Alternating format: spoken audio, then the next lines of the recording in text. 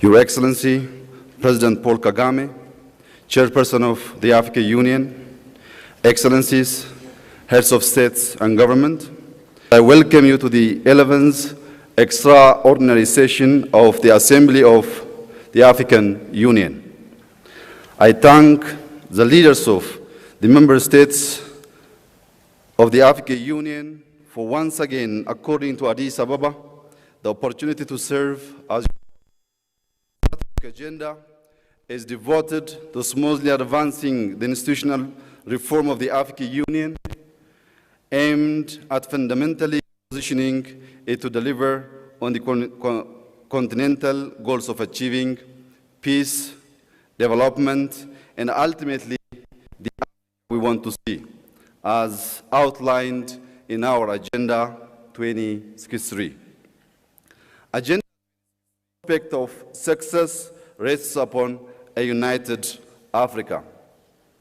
Indeed, we need a fit and active Commission to drive our continental agenda and drive its priorities.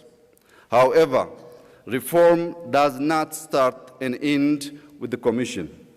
It starts and ends with the leaders who must set the right expectation and tempo. However, to get there, to go from the concrete policy reforms to institutional improvement, there needs to be a mechanism of accountability. I am of firm conviction that reform should include accountability, a culture of cooperation, and a passion of implementation is necessary. My administration is fully cognizant and committed to these principles. As such, Ethiopia is undergoing a profound renewal, and in the past 7 months, far-reaching reforms were in place in response to various challenges. We have opened new political space for dialogue, released thousands of prisoners, lifted bans placed upon political parties and media outlets, and unblocked websites. We are now actively cracking down on corruption rings and reforming our judicial system in its entirety. We made significant progress by fully subscribing to the Pan-African vision of not misusing our guns. In that regard, our most significant victory includes putting an end to the war with no casualties, but full of victims with Eritrea. Because of this effort, the Horn of Africa region has finally started experiencing a state of relatively peace and stability. Its defining features, poverty, volatility, conflicts, will soon be replaced by a new era of wealth, stability, and hope. This lifting of sanctions imposed on Eritrea is an example of this renewal. I want to take this opportunity to thank the United Nations Security Council, the African Union Commission, and the IGAD for their relentless effort in this matter. Thank you.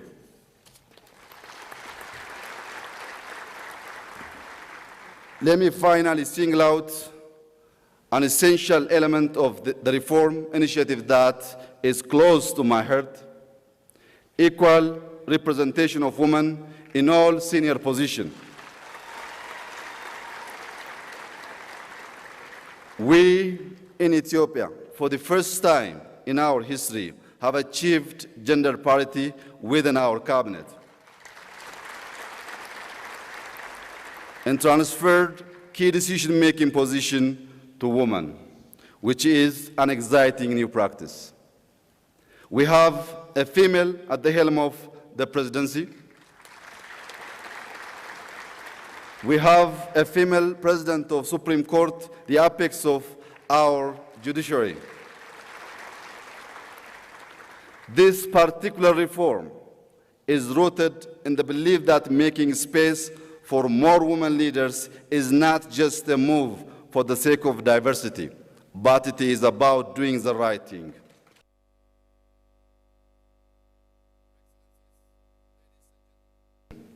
As leaders of earn the guardianship of securing peace in Africa and for creating leverage for our resources to meet our priorities. Ethiopia has introduced visa on arrival entry for all Africans to foster closer and full regional integration. Where minds are open to idea, markets are free to trade, and arms are open to solidarity. Regional integration leading to the creation of an African economic community has been a vision of African leaders since the early years of independence. Our Pan-African elders and leaders firmly believe that Africa could certainly gain economic synergy through this integration, at the advantage of a whole regional community are indeed more significant than the sum of the economic advantage of its separate member states. The need for such integration is propelled by the global financial architecture. With the formation of regional blocs across all the continents, borderless globalization, advances in information and communication technology, and multilateral trade negotiation under World Trade Organization, among others. We should take into consideration the global dimension of our challenge and understand that cooperation is necessary and no one can claim to be self-sufficient in an interdependent world. Excellency, President Paul Kagame, Excellency, Chairman Faki Mahamat, Excellency, heads of states and government, ladies and gentlemen. History reminds us that the transformation of the Organization of African Unity into the African Union at the turn of the millennium was a turning point. Over the years, our continental organization, the African Union, has achieved a lot, but is far from where it needs to reach. The good news is that we are on the right track. Reaching our destination requires the driving force of effective, lean, transparent, and meritocratic governance at the African Union Commission. The African Union reform process has been worthy of our praise. This reform is precisely why the institutional reform agenda, under the able leadership of my brother and friend, President Paul Kagame, Chairperson of the African Union, is the most critical ever. We owe President Kagame an enormous debt for gratitude for his leadership and tireless work in guiding the African Union reform process. I am also grateful to the chairperson of the African Union Commission, His Excellency, Mr. Faki Mahamat, and his team for their dedication and hard work.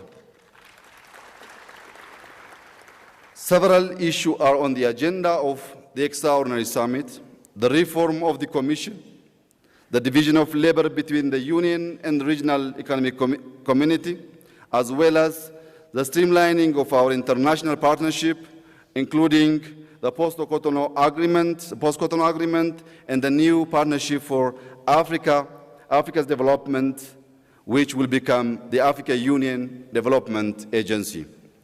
The financing decision remains at the heart of the reform. The road to financial independence is long and complicated, and our political commitment to fully implementing the financial decision must be continually reaffirmed. At the core of the African Union reform process is the design and establishment of sustainable financing mechanism to ensure that the African Union not only stands firm on its own feet, but can also shape and drive its agenda. I am pleased to note that the reduction in the level of our dependence on international partners in the light of ongoing process on the scale of contribution and sanctions for non-compliance by the member states with their obligation in this area. In 2012, member states covered just 3% of the African Union budget, but that rose to 14% in 2017. Finance is also high on the agenda for the continental body. However, for this to be sustained, we must create the necessary growth to enable us to continue to do so, starting with the ratification of the African Continental Free Trade Area Agreement and by honoring our financial obligations, including by adopting the 0.2 levies for national legislative bodies. I hope this session will provide further motivation to ongoing efforts to ensure self-reliance through institutional reform. We have massive amount of work ahead of us. Indeed, the most significant and arduous journey lies as we speak before us. Therefore, let us apply ourselves to make it equally successful. Let's get to work.